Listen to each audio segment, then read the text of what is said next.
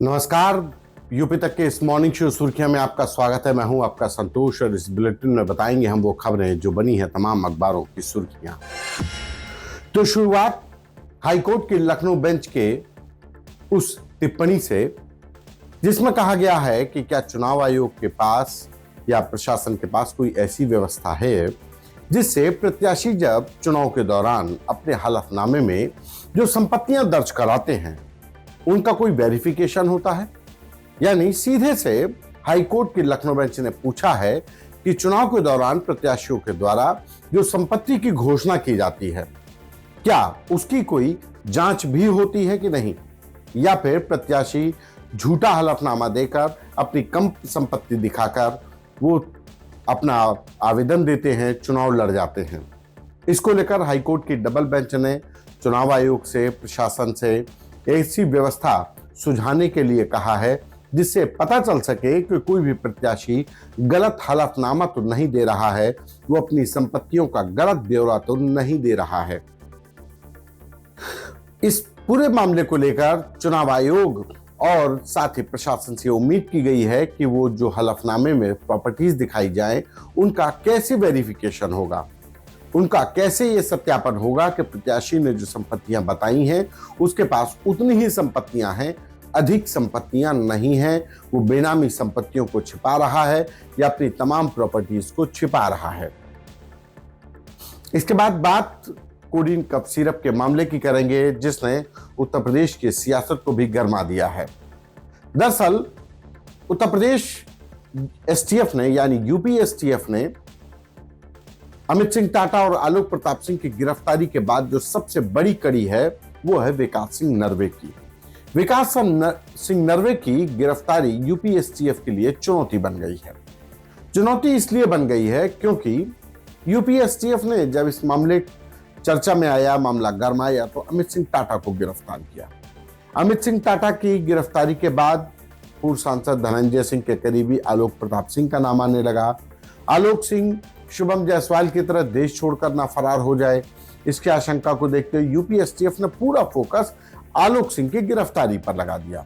आलोक सिंह के लिए lookout circular जारी कर दिया। वहीं दूसरी तरफ आलोक सिंह ने भी सरेंडर डाल दी, सरेंडर एप्लीकेशन डाल दी। तो एसटीएफ को लगा कि सरेंडर कर देगा तो बहुत किरकिरी होगी, बदनामी होगी कि एक अपराधी को, एक आरोपी को नहीं पकड़ पाई पुलिस। बहरहाल यूपी एसटीएफ ने तमाम तरकीबों के जरिए आलोक प्रताप सिंह को भी गिरफ्तार कर लिया।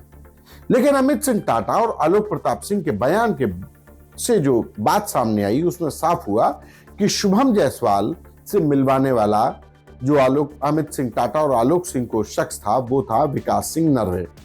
आजमगढ़ के मर्दा थाना क्षेत्र के नरवे गांव का रहने वाला विकास सिंह नरवे ने ही अमित सिंह टाटा और आलोक सिंह की मुलाकात शुभम जायसवाल से करवाई थी और शुभम जायसवाल ने ही इन अमित सिंह टाटा और आलोक सिंह की फर्जी फर्म बनवाई झारखंड और वाराणसी में और उसके नाम पर कोडीन मिक्स कफ सिरप की खरीद फरोख्त की, फर्जी बिलिंग की और इसके लिए 5-5 लाख रुपए लिए। 30-30 लाख रुपए दोनों को कुछ ही महीने के बाद मिल भी गए।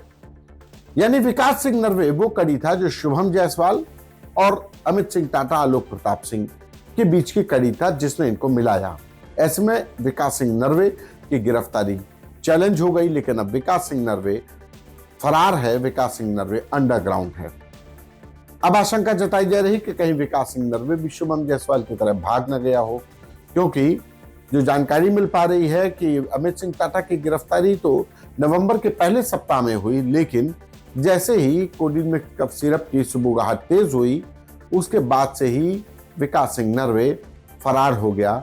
अक्टूबर के आखिरी महीने में 28 या 29 अक्टूबर को उसकी दादी की 13वीं थी। विकास सिंह नरवे अपनी दादी की 13वीं में भी शामिल होने नहीं पहुंचा।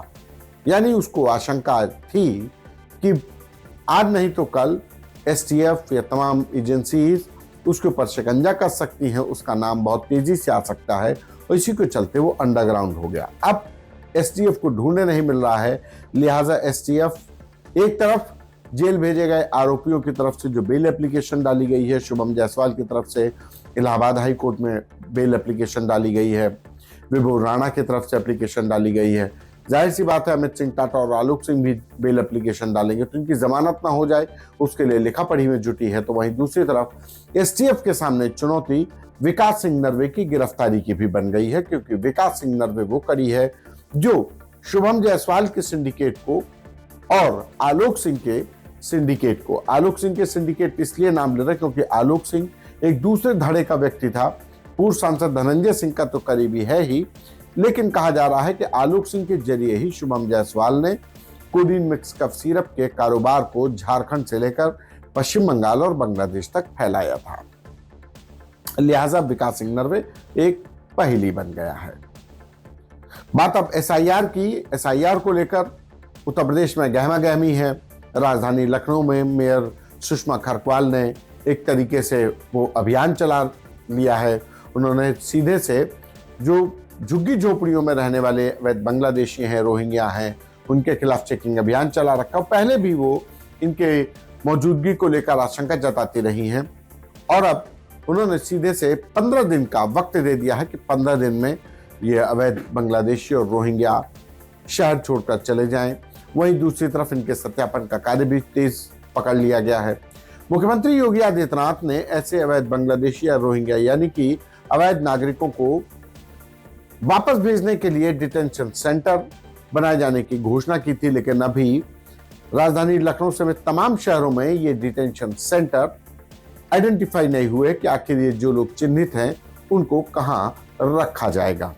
लेकिन एसआईआर को लेकर जहां एक तरफ चेकिंग अभियान चल रहा है तो वहीं दूसरी तरफ विपक्षी दल भी हमलावर हैं, खासकर समाजवादी पार्टी, जिसका कहना है कि एसआईआर के बहाने जहां एक तरफ बीएलओस के ऊपर काम का प्रेशर है जिसकी वजह से उनकी जानें जा रही हैं, वहीं दूसरी तरफ एसआईआर में डॉक्यूमेंट के नाम पर लोगों को परेशान किया जा रहा है, वोट काटे जा रहे हैं।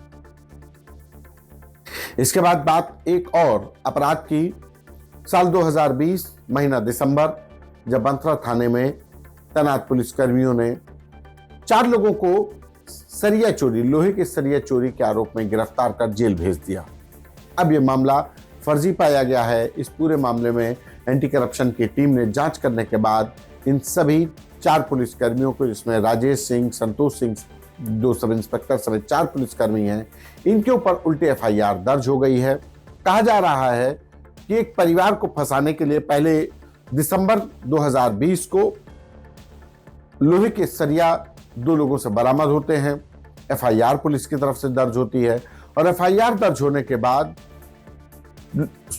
सरिया चोरी के मामले में 2 अन्य लोगों को भी गिरफ्तार किया जाता है। इस पूरे मामले को लेकर कई बार कृष्णानगर में जांच करवाई गई और लेकिन पीड़ित पक्ष की तरफ से हमेशा कहा गया कि उनको फर्जी फंसाया गया, उनके ऊपर फर्जी झूठा मुकदमा लिखाया गया। अब एंटी करप्शन की टीम ने इन 4 पुलिसकर्मियों पर पीजीआई थाने में एफआईआर दर्ज करा दी है। बहरहाल यूपी तक में आज इतना ही। दीजिए मुझे इजाजत। नमस्कार।